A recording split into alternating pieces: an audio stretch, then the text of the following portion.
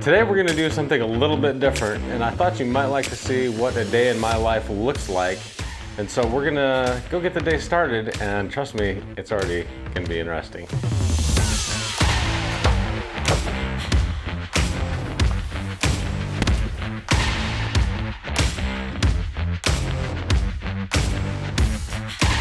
So we're headed to the shop, and this is yet another day when I'm like, what did I get into? I had to have a conversation with the guys that we need to stop talking like this, because every day they have to call me up and say, okay, so we have a problem. Every phone call starts that way. Yesterday, they called me up and they're like, we have a problem. You know, when we strapped down the mini skid steer, we ran the strap over the top of the key and we snapped the key off in the ignition. And today's, oh, we have a problem is, somehow or another, we were loading something in the trailer. You'll get to see it here in just a second. And I don't know, there was a mistake, and your brand new, really nice Dumpy G trailer is now messed up. This is what I'm talking about when I say that every day requires intense supervision or bad things are going to happen. I feel like if I take my eyes off the situation even a little bit, I'm gonna get a call like this. I don't want anybody to get hurt, and I worry that I'm sending them out there to their death every day. My biggest fear ever, in case you wanted to know, is somebody getting hurt or injured or even worse, killed on one of my projects. So we don't want that. I don't want any accidents. I just want everybody to make some money and go home at the end of the day. Okay, I'm getting ready to call the guys back because we're gonna try and figure out what's going on, but they just called me in a complete panic and said, I'm gonna need you to FaceTime me now. And then the other one, Tyler, called me at the same time that Austin's calling me and saying, hey, I'm sorry, and this is what I'm talking about. And they were supposed to send me a pin with their location, and I have no idea where they're at. Hey Siri, call Austin. Calling Austin. Hello? Okay, I haven't gotten a pin from either of you. I actually sent you the location before we even crashed. I was like, we just... Like, you literally crashed? No, like, he was making a turn and there was a ditch, and... He pulled into the ditch. He didn't swing far enough, and, like, he really couldn't swing far enough because there was a car coming. So the trailer's just stuck in a ditch? Yeah, but not just like a normal, like, ditch. Yeah, okay. Like a water runoff ditch. We're not talking about a regular ditch here. We're talking about a 3-foot by like 4-foot ditch. Yeah, okay. Like both of your back tires of the trailer are in mud. Like in mud, dug in, and then your trailer's dug into the ground too. Okay, well, there's nothing you can do More than there. likely we'll have to have a tow truck come to get this Yes. out. And then all the wood fell on top of the saws. All those saws are probably done for now. Your air compressor's probably Okay, done don't for. stop. Just stop. What I need you to do is assure me that it'll be okay, not tell me how completely everything's gonna be freaking... fine, Mark. We're all safe. Everything is still in the trailer. Okay, good. Okay, just pause for a second. I will be there as fast as I can get there. Until you're there, just kind of survey the situation, keep traffic safe, and make sure that you don't make it worse. Yes, sir. Okay, thank you. We're 15 minutes from this train wreck. This is what I'm talking about. Oh my gosh. Oh. If you're gonna call somebody and give them bad news, at least reassure them that everything's probably gonna be all right. This is one of the things I hate. Instead of telling me how okay it's gonna be, they're like trying to reassure me that the situation is totally unsalvageable. And why do that? Why are you doing that to me? Okay, well.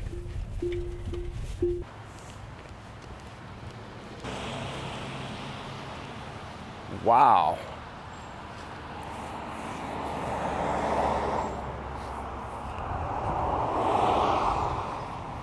That's impressive. We went to come into this turn, and a white car decided that they were going to pick up everything. That's when you just stay there and you don't turn. You have to turn wide. We were already halfway in the turn when they decided that they didn't want to be there. That car was back there by that mailbox. When we turned, and it flew up. But you just stop then. You stop.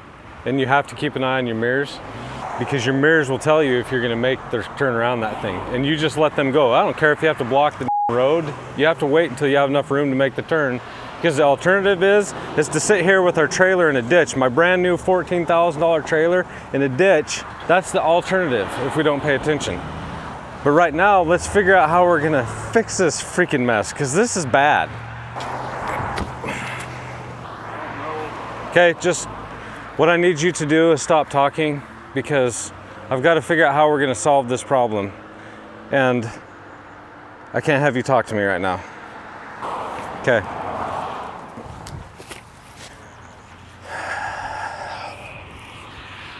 Yeah, I'll probably have to get some heavy wreckers so that they can actually pick it up and set it back on the road. And oh yeah, I need a wrecker. We've got a trailer, loaded trailer stuck in a ditch.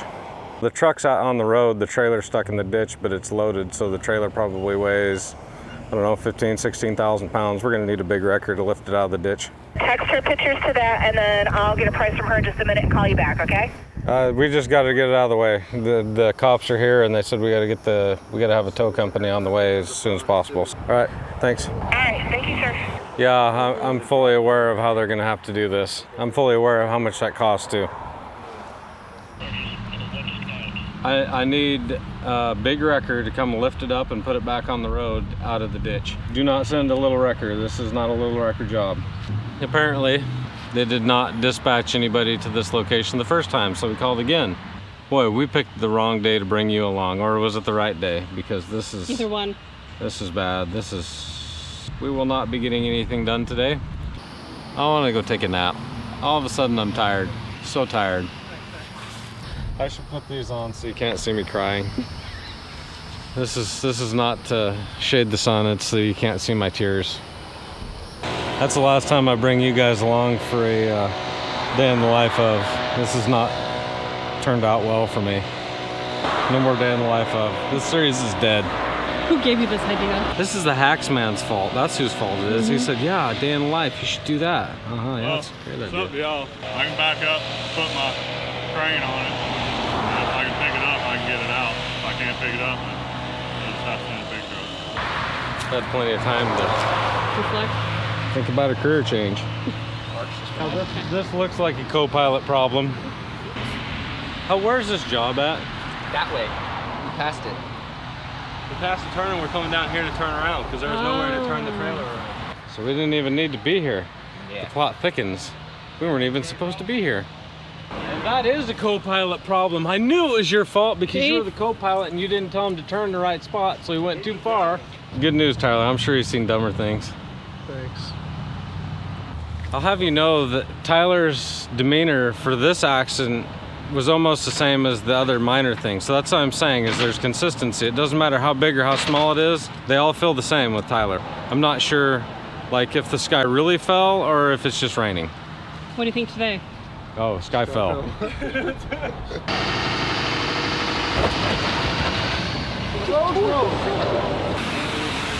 What's the plan here? He's gonna see if he can winch me out. Moving.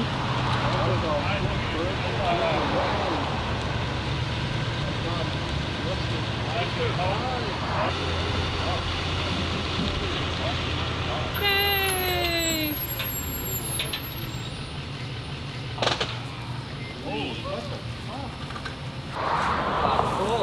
Yeah, buddy. That's like, your tire was a good half a tire into the wall. Well, ripped off the bumper. She was mud bogging. How are you feeling now? Well, I thought that was gonna be harder, but I forget how soft the ground here is in Florida. Yeah. Oh, they're going to the job. We gotta get that stuff out of the trailer. Okay. So that we can see. They seem to think the axle's bent. 1, 2, 3. That's 4 feet. They missed the corner by 4 feet. Yeah, we've been leaning. No, they don't look bent at all. It's all fine. 1 o'clock. We'll go ahead and get started for the day. When you first got the phone call, what was your stress level? Well, it was probably pretty close to a 10. Okay, and how's your stress level now? It's probably about a 3. About a 3. Okay, stress level at the very beginning, definitely a 10. It didn't help that they were telling me about the saws that were in the trailer and the wood crushed the saws, and basically I just saw in my mind's eye this total and complete carnage that was my trailer and the load and the tools and the truck. And when I got here, it wasn't that bad. Sure, it looked dramatic, takes good photos, it'll make some good TikToks, but it's, you know, you saw how easy it was to get out once I got a wrecker here that could basically anchor us into the ground, help winch. The truck was able to pull itself out. Now that's something I didn't think it was even gonna be as easy as it was, just because in Wyoming, when you're stuck in, that ground's not gonna give way and help you get up on top of it. It'd be like hooking the tires behind a wall and it's not gonna give. Now, I'm in Florida with all this wet sand. It came out pretty easy. The next thing we get to do is we're gonna go to the job site and we're gonna actually try and get the trailer unloaded. We will go work the rest of the day. It's 1 o'clock, so it seems like a really good time to start working today. I don't know, maybe you guys start a little earlier than we do, but we're not professionals. We just start whenever we feel like it, you know, 1 o'clock, 10 o'clock. And so the story continues. When I told you guys the other day that this is contractor startup hell, this is it. And unfortunately, no matter how good we get and how experienced we get, chances are things like this are going to continue to happen in your business. You're going to have things that just hurt, and you have to be ready for that, and you have to deal with these things. The number one most important thing of all of this is nobody was hurt. It's just property. We have insurance for a reason. We'll weld the bumper back on, and this thing's ready to go. We just towed it to the job site. There's no real damage. It just looked dramatic. Our team member was asking me, he came up to me and said, I know this isn't much, but I got $1,500 saved up to help with this. And I'm like, it's not how this works. It's not how our company works. We don't charge people for their mistakes. I don't feel right about that. I got into business knowing that people were gonna screw up. And if you get into business and you're the type of person that wants to charge people for their mistakes, seek a different line of business, because you won't be in business long when everybody finds out that's the way you deal with problems. As employers, you need to build that into your pricing. We're employers, we know this stuff's gonna happen. I carry insurance for a reason. And if you don't have the kind of margins in your product offering to cover that type of event, then you're bidding too low. They can't afford to be paying for stuff like this. I don't like to pay for stuff like this, but I'll be all right. It's gonna hurt me a lot less than it would hurt my team member that I'm supposed to care about and that I actually do care about. This is the way we deal with problems. If you're dealing with it and you would actually take that money from that person, I think you need to reevaluate the way you do business. But we're gonna go to the job now, and we're gonna see if we can have a successful second half of the day.